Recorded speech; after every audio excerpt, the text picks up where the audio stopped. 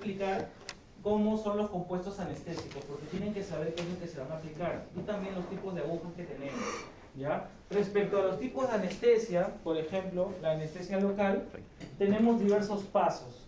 Entre los pasos, número uno, nosotros tenemos que saber ubicar al paciente, ¿no? El paciente está recostado, pero en este caso la parte de la cabeza tiene que estar a nivel de las rodillas. Cuando nosotros nos sentemos en la clínica, vamos a tratar de acomodarnos de la mejor manera para poder tener buena visualización del campo donde vamos a colocar la anestesia. ¿Por qué? Si mi paciente tiene la cabeza muy reclinada hacia abajo, ¿qué puede pasar? No se puede ahogar, pero en este caso tenemos un flujo sanguíneo que está, ¿no? Y podríamos tener un cuadro de... Ya estaba revisando su seminario, creo, ¿no? Sí, podríamos tener un cuadro de síncope de repente, ¿no? Pero nosotros tenemos que acomodarnos primero para poder visualizar bien el campo operatorio. Luego, ¿qué es lo que yo tengo que hacer? Tengo que secar muy bien la superficie. ¿Cómo la puedo secar? Puedo secarla con un algodón o en algunas ocasiones puedo secarla con gasas, ¿no? Voy a estirar en este caso el carrillo y yo voy a secar en la zona donde voy a aplicar mi anestesia.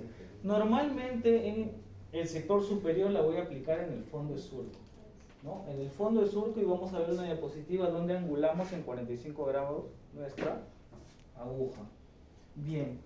Luego, ¿qué tenemos que colocar? Anestesia tópica. Han comprado anestesia tópica, ¿cierto? ¿Qué dice la anestesia tópica? ¿Cómo se llama? Benzocaína, ¿no? Es benzocaína. Y las benzocaínas en odontología, sí. Doctor, aparte de ese, me mostraron uno que es un spray. Sí, tenemos, más fuerte todavía. Tenemos anestesia tópica en spray. A mí no me gusta mucho porque en algunas ocasiones, si no lo manejas bien, se te puede ir un poco hacia las zonas más posteriores. Entonces, cuando el paciente deglute, siente esa parte del sector posterior un poco adormecida. Pero sí, también tenemos en spray. Entonces, pero por el momento vamos a empezar con tópico, ¿ya? Ahora, tiene que estar seca la mucosa y nosotros vamos a colocar un hisopo, embadurnamos en este caso con la benzocaína y anestesiamos el fondo de surco, que es donde vamos a dormir un poco en la zona de trabajo.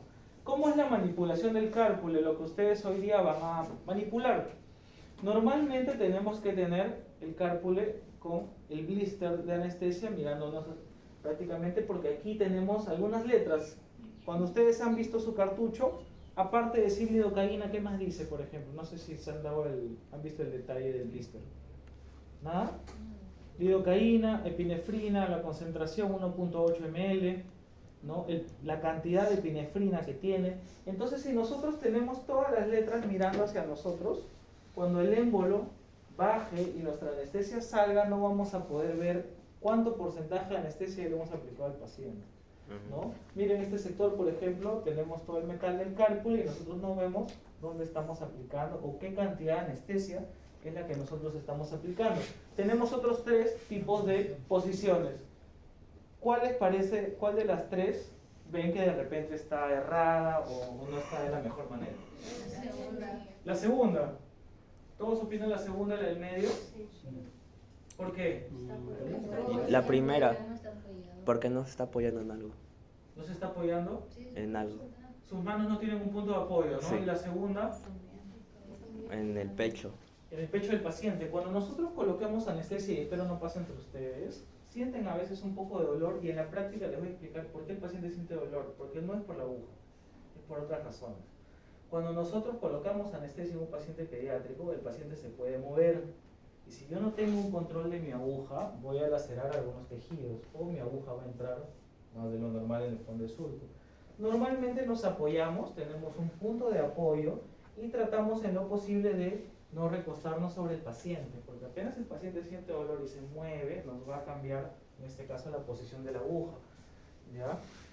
Luego, nosotros lo que vamos a hacer es levantar el fondo de surco. Al término de la clase les doy las respuestas del examen. Okay. Levantamos el fondo de surco y vamos a angular nuestra aguja en 45 grados. Han visto que hay diferentes tamaños de aguja. Hay aguja extra corta, hay aguja corta y aguja larga. Cuando colocamos anestesias infiltrativas como la que están viendo, normalmente trabajamos con agujas cortas. Cuando trabajamos con agujas extra cortas, ¿cuándo podríamos trabajar, por ejemplo? Interior. Pediátrico. En pacientes pediátricos, ¿no?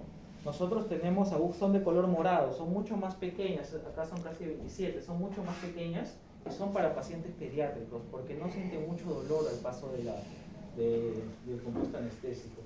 Y las agujas largas, por ejemplo, ¿dónde las podríamos usar? Troncular. En tronculares. ¿Por qué? Por la distancia o sea, para llegar. No, si damos directamente en el dentario, lo vamos a lastimar. Casi siempre es adyacente a la zona. Sí, hay una técnica troncular que vamos a ver también la próxima semana, donde nosotros tenemos dos tipos, la directa y la indirecta. En la indirecta yo entro en un solo movimiento y en la indirecta yo voy a entrar en un movimiento y voy a rotar mi aguja para volver a ingresar. Es un poco más dolorosa y por la distancia del trayecto necesitamos que la aguja sea larga, sobre todo porque están en un proceso de aprendizaje. Otro punto importante también, cuando nosotros anestesiamos, podemos estar a veces en un vaso sanguíneo. Exacto, y tenemos que hacer una aspiración pequeña, ¿no? Tampoco es que vamos a aspirar demasiado, pero si yo aspiro un poco mi émbolo, si llevo hacia arriba la parte superior de mi cálcule, puedo tener un poco de restos de sangre. Entonces, ¿qué debería hacer ahí? Salgo y vuelvo a buscar otro punto, ¿no? Porque si no vamos a tener edema en las zonas y sobre todo que vamos a tener bastante inflamación. Y esto pasa mucho en las tronculares, ¿no? Porque en las tronculares es un punto ciego. Miren, por ejemplo, acá las infiltrativas, yo veo todo mi fondo de surco, ¿no? Yo sé exactamente dónde voy a hacer mi zona de punción de trabajo. Pero en la troncular no. Les voy a enseñar los puntos anatómicos en la troncular para que tengan una referencia y puedan ingresar. ¿Bien? Ok, miren por ejemplo la zona de punción, en este lado de aquí, ¿no? Tenemos nuestro fondo de surco y normalmente nosotros vamos a anestesiar en el diente que vamos a trabajar, ¿no? Nosotros queremos trabajar la 1-1, vamos al fondo de surco de la 1-1. Previo secado, previa colocación de anestesia, en este caso la benzocaína, y posteriormente aplicamos con una aguja corta nuestra anestesia.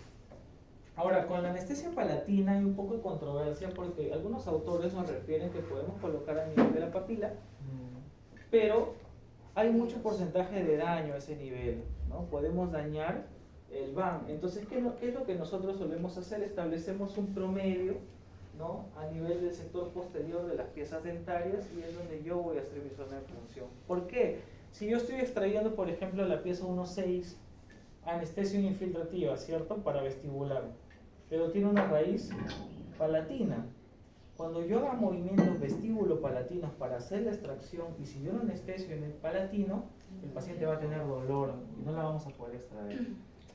Bien, acá tenemos algunas de las zonas de punción. Vamos a verla acá, ¿no? Tenemos algunas de las zonas de punción. Esto es un poco de repente complicado cuando vemos en las imágenes, pero van a ver que cuando practiquen entre ustedes es más clínico lo que tenemos que trabajar, ¿no? Anestesia infiltrativa complementaria vía palatina, ¿no? Porque necesitamos en este caso también hacer un refuerzo de la anestesia y esta anestesia también es un poco dolorosa. ¿Por qué? A diferencia de cuando anestesiamos el fondo de surco, aquí nosotros no podemos pasar mucho nuestra aguja. En promedio ingresará unos 3-5 milímetros, no mucho, porque ya tenemos tejido óseo, ¿no? ¿Y otro dolor? ¿No? Bien. Además, porque es tejido duro, es densidad dura. Claro, nosotros a este nivel, a nivel del paladar, el epitelio blando no es muy grueso, ¿no? Ese epitelio queratinizado no es muy grueso. Si bien es cierto, nosotros vamos a anestesiar, pero tenemos todo el tejido óseo ahí prácticamente cerca, entonces el paciente va a sentirse un poco de dolor. Y otra característica importante es que vamos a tener isquemia, ¿no? Cuando aplicamos este tipo de anestesia. La isquemia, el término isquemia, ¿sí? ¿Nadie? Se pone como blanco. ¿Perdón? ¿Ya se olvidó dónde escuchó isquemia el ciclo pasado? Claro, a la presión, como que la sangre se retira, ¿no? Claro, ¿qué pasa cuando presionas tu mano? Presionas acá tu dedo sobre tu mano, lo sacas y se pone blanco, ¿no? Ahí está, productor, ahí está su isquemia, pues, ¿no? Entonces, nosotros vamos a ver el paladar isquémico cuando coloquemos también anestesias y sí, es un poco fastidioso. Anestesia papilar, creo que me comentaste anestesia papilar, ¿no? Anestesia papilar, en algunas ocasiones nosotros necesitamos reforzar la anestesia cuando colocamos algunos aditamentos como los clamps. No sé si han escuchado clamps, ¿Sí? ¿En qué curso? Pues ahora. Por ahí. En TikTok.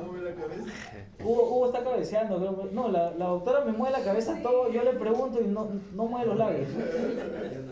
Sí. Sí, ¿no? Ya, no, mentira.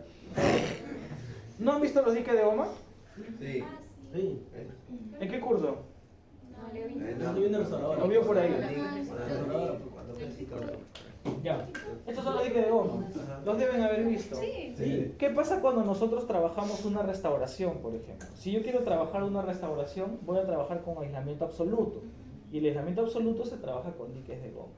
Yo puedo anestesiar hueso alveolo y periodonto, pero estos clamps van también a nivel de la papila. Y créanme, porque ustedes también se van a poner clamps entre ustedes, hay bastante presión en la pieza y en la encía. A veces sacamos el clamp y por el mismo tratamiento se ha movido ese clamp. Entonces la encía está sangrante, ¿no? Está inflamada, entonces tenemos que reforzar con algunos tipos de anestesia. Otra, vamos a ver acá. También en el ligamento periodontal, y esto justo lo conversaba con el doctor Miguel, cuando ustedes tengan cursos más adelante de cirugía de repente o de clínica, algunos docentes les van a indicar que en algunas técnicas pueden doblar la aguja. Deben haberlo escuchado. Mira, es un poco controversial, pero es más que nada comodidad del operador, pero siempre con cuidado. Por ejemplo, si yo voy a aplicar una anestesia infiltrativa o troncular, yo no doblaría por nada en la aguja, porque va a ingresar a una zona que yo no veo. Pero si, por ejemplo, yo estoy colocando una hidra ligamentosa y yo veo toda mi aguja, de repente puede dar la comodidad para el operador y podemos trabajarlo de esa manera. Ahora, hay una técnica para esto también, no significa que yo voy a agarrar mi dedo, la voy a doblar y voy a anestesiar, ¿no? Porque eso lo van a escuchar de varios docentes, ¿no? Pero eso ya depende de cómo sea más cómodo para el operador. Personalmente no lo hago, ¿no? Pero se los adelanto porque sí lo van a escuchar quizá en otros cursos. Intraósea, ¿no? Por ejemplo, la intraósea sí es más dolorosa porque vamos a estar en tejido duro. Se asemeja bastante a la palatina, porque en la palatina nosotros tenemos una retención, no podemos pasar nuestra aguja tampoco.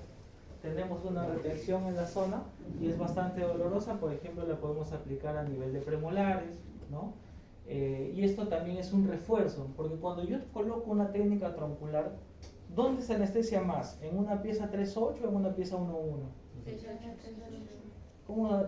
¿Cuál? 3.8. Si yo quiero anestesiar 3.1, quiero anestesiar 3.2, 3.3, ¿cuáles colocarían de refuerzo?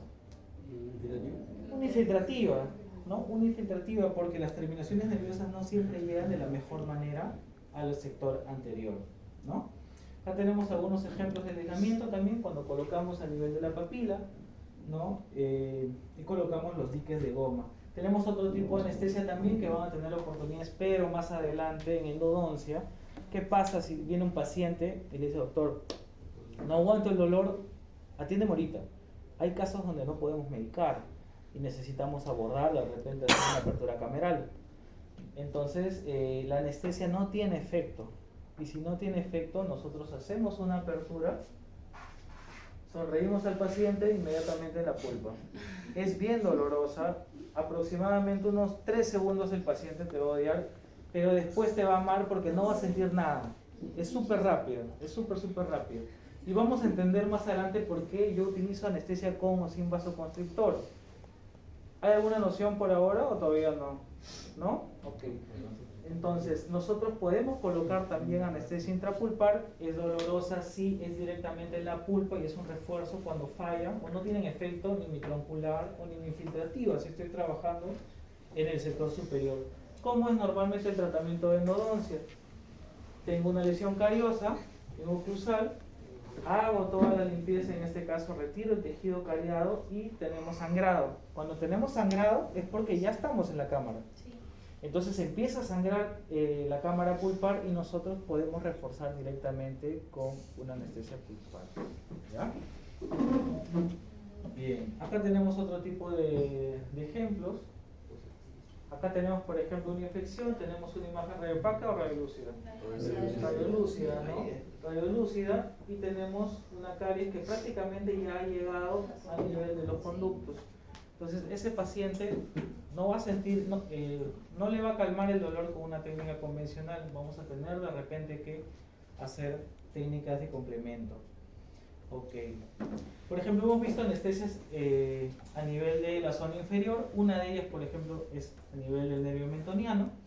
Y aquí la posición del paciente va a ser relativamente sentado con la cabeza hacia atrás y con el paladar posicionado perpendicularmente hacia el cuello. Nosotros acomodamos a nuestro paciente, secamos la superficie, aplicamos el anestésico tópico, pero aquí ya no vamos a 45 grados, ¿no? Estamos prácticamente vertical, la zona de anestesia o la zona de punción, ¿no? Disculpe. Cuéntame. Y allí, como en el caso de la papila palatina, no hay posibilidad de dañar el nervio mentoniano. Ah, ya. Lo que pasa es que en este caso, cuando tú dañas el mentoniano, para dañar el mentoniano tendrías que o colocar un implante o hacer más adelante vamos a hacer colgajos, que es levantamiento de encía, hacer una cirugía y exponer el nervio mentoniano. Si tú lo expones y haces un decolado por una infección, algún tratamiento óseo, sí lo puedes dañar. Pero en este caso, por una técnica de anestesia no, es muy complicado. Más riesgo hay cuando colocamos tronculares. Cuando colocamos tronculares podemos tener parestesias, o cuando colocamos infiltrativas podemos tener parálisis también. ¿A quién le tocó parálisis facial? O sea, recién se entera. Podemos tener también cuadros de parálisis facial, ¿no?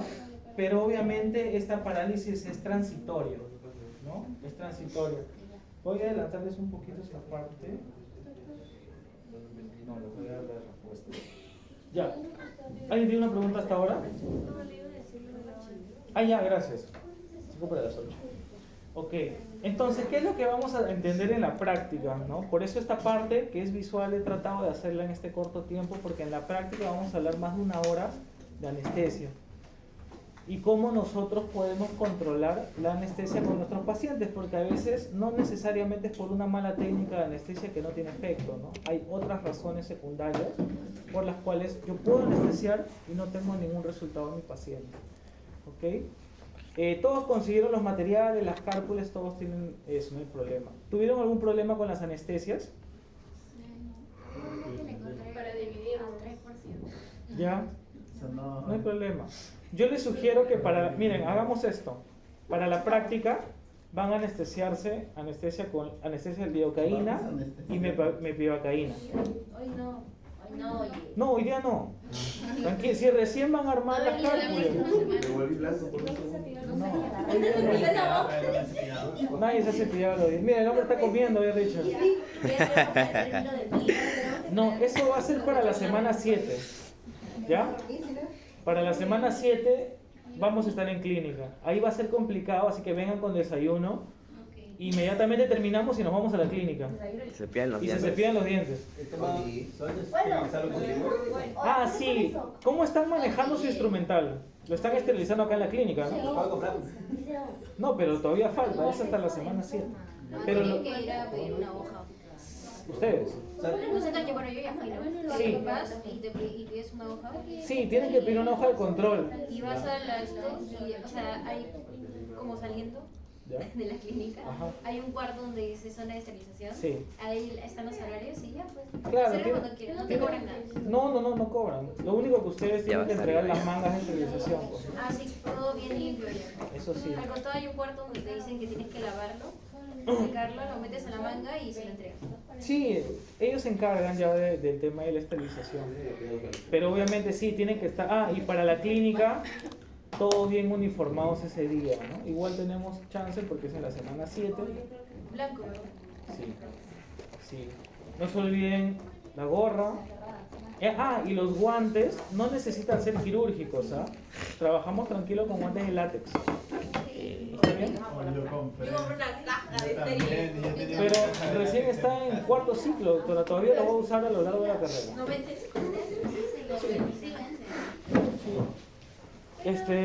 Bueno, vamos a ir a cada una de ellas.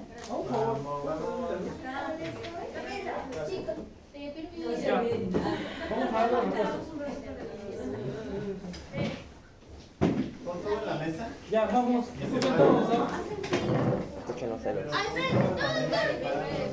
Los cálculos en una hora. Ya, parte de la historia clínica. Para Uno medio y te vea.